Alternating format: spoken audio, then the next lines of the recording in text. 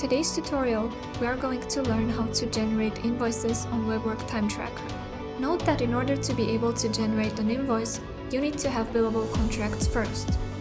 To generate an invoice, go to Reports on the menu, find Invoice and click on it. Here on the invoice page, you can choose the project to see the worked hours and earned amount for that project.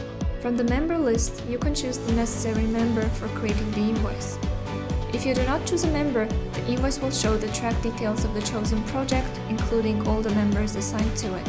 Here you can choose to generate the invoice by project, user, and activity, and whether to show the hourly rates and hours on it.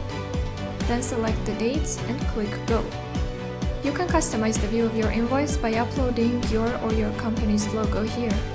In the upper right-hand corner, write your name, surname, address, and email. Under Bill To, fill in the details of the invoice receiver, including their name and surname, address, and email. On the right side, fill in the invoice number, the issue date, which shows when the invoice is generated. After having filled in the details, you have several options for sharing the invoice. You can send it to Xero, via email, view in browser, and export as a PDF. That's it! Thank you for choosing WebWork. Follow us for more videos and helpful tutorials.